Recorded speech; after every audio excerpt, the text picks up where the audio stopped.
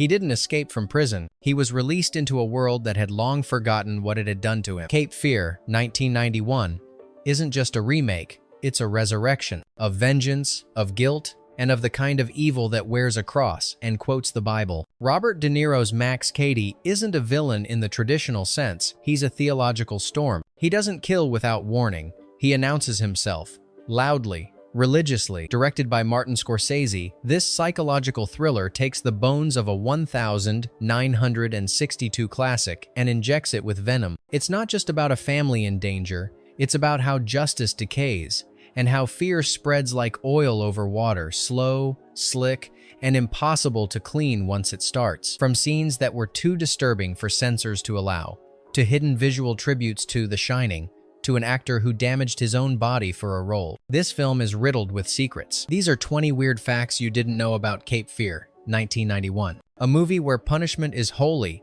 and salvation never arrives on time. Fact number 1, he paid to look like a monster. When Robert De Niro signed on to play Max Cady, he didn't just accept the role, he descended into it. To embody the character's menacing look, he made a request to his dentist that shocked everyone: grind down his teeth to resemble the uneven, rotted smile of a lifelong convict. The cost? $5,000 up front, and later $20,000 more to restore them after filming ended. He could have worn prosthetics. He chose pain. Why? Because Cady wasn't just a threat, he was a warning in human form. De Niro believed that the smallest detail, especially something as unsettling as a ruined grin, could heighten the unease in every frame. The result is undeniable. Cady doesn't need to shout to terrify you, he smiled. And in that smile, there's nothing human left. Fact number 2, the Bible wasn't just a prop. Cady quotes scripture constantly, but the verses weren't randomly chosen. De Niro and Scorsese spent weeks curating specific passages: fire, wrath, vengeance, divine punishment, to reflect a twisted theology. The prop team built a custom-worn Bible, marked with annotations in red ink, smudged fingerprints, and pages bent as if from obsessive reading. It looked used. It looked real. The verses Cady recites aren't for comfort, they're threats. Even the way he holds the Bible tightly against his chest suggests he's not just using religion, he's weaponizing it. Cady doesn't believe in forgiveness. He believes in fire and fury, and he thinks God agrees. Fact: Scorsese borrowed nightmares. The unease in Cape Fear doesn't come from jump scares, it's embedded in the frame. Scorsese took direct inspiration from German expressionist cinema, using canted angles, distorted shadows, and unnatural lighting to unnerve the viewer. He also pulled visual cues from The Shining, especially in scenes where Cady stalks from a distance. The result? A visual language of instability. But the real twist came in sound. Scorsese reused Bernard Herrmann's original 1962 score, then handed it to composer Elmer Bernstein, who twisted it into something more chaotic, more unstable. You think you recognize the music, but it never settles. Like Max Cady himself, it keeps coming back wronger every time. Fact: Jessica Lange was terrified for real. Jessica Lange played Lee Bowden, the mother trying to keep her family together while Max Cady tore it apart. But what many don't know is that some of her most intense reactions on screen weren't acting, they were real. De Niro would often stay in character off camera, staring at her silently, muttering biblical verses under his breath. During one rehearsal, he crept up behind her and whispered a line that hadn't been in the script. She jumped, visibly shaken. Scorsese kept rolling. Lange later admitted that filming Cape Fear left her emotionally exhausted, even disturbed. She wasn't just portraying a woman under siege, she was one. Because when you're acting opposite a man who's method to the bone, you're never quite sure where the character ends, or if he does at all. Fact number 5. The tattoo department had a theology degree. Max Cady's body is a canvas, and every tattoo on it tells a story. But these weren't chosen randomly. The film's design team consulted theologians, cult historians, and prison psychologists to craft a tattoo narrative that matched Cady's twisted belief system. From flaming crosses to scales of justice, from scriptural references to apocalyptic imagery, each piece was intentional. De Niro would sit for over 4 hours in the makeup chair just to apply the full set. And when he appeared shirtless on screen, those tattoos weren't just decoration, they were declarations of vengeance, of righteousness, of a man who believed he had been baptized in betrayal and reborn in rage. Fact 6. Illeana Douglas wasn't told everything. One of the most disturbing scenes in the film involves Illeana Douglas's character, Laurie, seduced and brutalized by Max Cady in a hotel room. But what the audience sees was partially unscripted. Scorsese and De Niro agreed not to tell Douglas exactly how far De Niro would go during the scene, hoping to capture raw, unfiltered reactions. Douglas, a seasoned actress, went along but admitted later that she felt deeply shaken. The moment where she recoils, breath caught in horror, that wasn't acting, that was real. In today's standards, such a tactic would be controversial, but in Cape Fear, the line between reality and fiction was meant to blur, and some performances come with bruises both visible and not. Fact number 7. The opening credits are a lie. When the film begins, it opens with a distorted, rippling sequence of water, slow motion, eerie, dreamlike. But here's the trick. Those aren't real water reflections. Scorsese and his team built a custom optical effect using layered glass, colored gels, and miniature backlighting to simulate the appearance of water bending over a hidden danger. The goal wasn't realism, it was suggestion. The image subconsciously tells the viewer, things will look familiar, but something is wrong underneath. Even the font used for the credits was stretched and skewed a nod to the warped morality of Max Cady's world. Because in Cape Fear, the first thing you see is deception, and it only gets murkier from there. Fact number 8. Nick Nolte fought to be less heroic. Nick Nolte, who played lawyer Sam Bowden, was cast against type. Originally, the studio wanted someone more traditionally heroic, like Harrison Ford, but Scorsese insisted on Nolte precisely because he was flawed, and Nolte took that further. He requested his character be less noble, more morally compromised, even rewriting some of his own lines to reflect ambiguity. He didn't want Sam to be a classic victim. He wanted the audience to question whether Cady's revenge, while monstrous, stemmed from real betrayal. Nolte's performance doesn't beg for sympathy. It demands judgment, because in Cape Fear, no one walks away clean. Fact number 9. A child actress in a psychological minefield. Juliette Lewis was only 17 when she played Danielle Bowden, a teenager manipulated by Cady in one of the film's most chilling scenes. In the infamous school auditorium moment, where Cady kisses her fingers and whispers into her ear, much of it was improvised. De Niro asked her beforehand if she was comfortable. She said yes, but neither Scorsese nor the crew knew exactly what would happen. What you see on screen is Juliette Lewis teetering between fear, confusion, and morbid fascination. That discomfort? It's real, and it earned her an Academy Award nomination for a performance that never once felt like acting. Fact number 10. Scorsese wasn't the first choice. Martin Scorsese's name is now inseparable from Cape Fear, but he wasn't the original director. The project was initially developed by Steven Spielberg, who saw it as a suspense thriller in the tradition of Hitchcock. But as the tone darkened and themes of psychological brutality emerged, Spielberg passed, feeling the material was too disturbing for his sensibilities. Instead, he offered it to Scorsese. In exchange, Scorsese let Spielberg take over another project he had been circling, Schindler's List. Two careers, two masterpieces switched at the crossroad, and Cape Fear became something darker, sharper, and far more personal in Scorsese's hands. It wasn't just a trade, it was a transfer of nightmare. Fact number 11. A remake that revered its ancestor. Most remakes try to distance themselves from their originals. Cape Fear did the opposite. It embraced its 1,962 predecessor, even inviting Gregory Peck, Robert Mitchum, and Martin Balsam, stars of the original film, to appear in new roles. Peck plays the defense attorney, Mitchum plays the police lieutenant, Balsam plays a judge.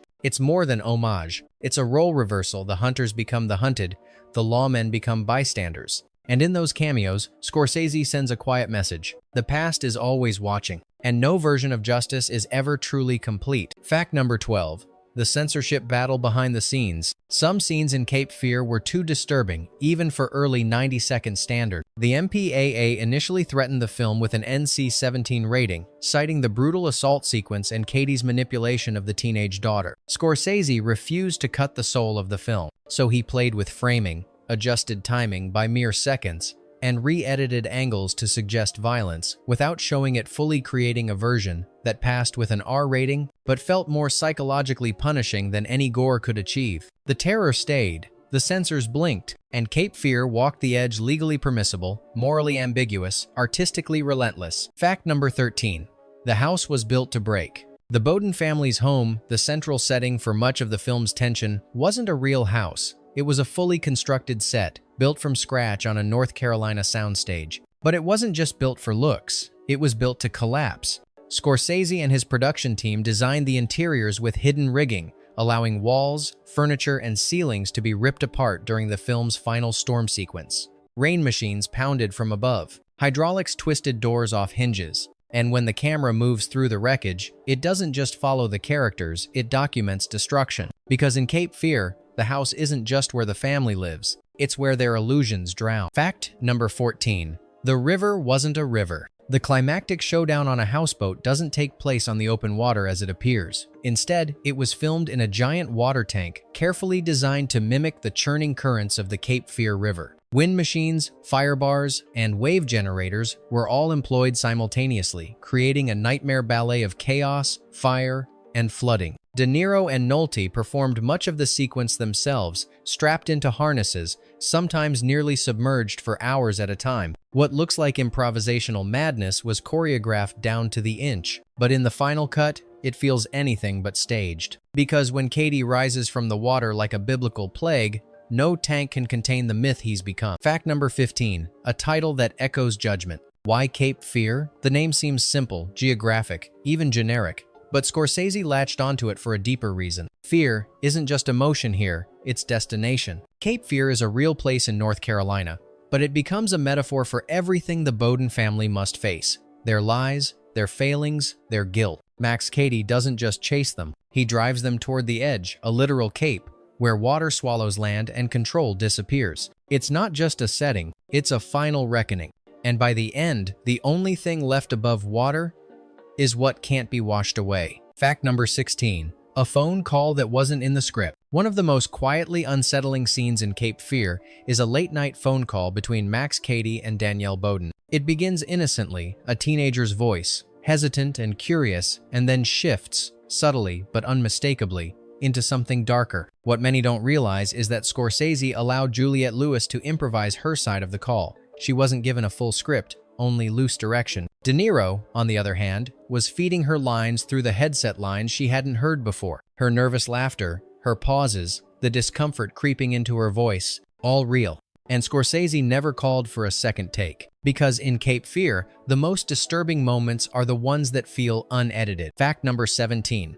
The weight of water and symbolism. Throughout the film, water isn't just a visual, it's a threat. From the opening title sequence to the flooded houseboat finale, Cape Fear uses water as a metaphor for guilt, repression, and inescapable consequences. Scorsese instructed the cinematographer to shoot water not as something beautiful, but something choking. Reflections were always off. Movements under the surface hinted at more than nature. Even the lighting was designed to make water look heavy, dirty, invasive. Cady doesn't just rise from water, he becomes it. Unrelenting, everywhere, and impossible to contain once he's inside your life. Fact number 18. That tongue scene was real. In one of the most controversial and talked about scenes, Max Cady puts Danielle's fingers into his mouth and then slowly kisses them. It's repulsive, it's hypnotic, and it wasn't rehearsed. Juliette Lewis later confirmed, the moment was entirely improvised. De Niro asked her beforehand if she trusted him, and she agreed. What followed was captured in one take, no direction, no blocking, just raw character dynamic. Her stunned reaction, the awkward half smile,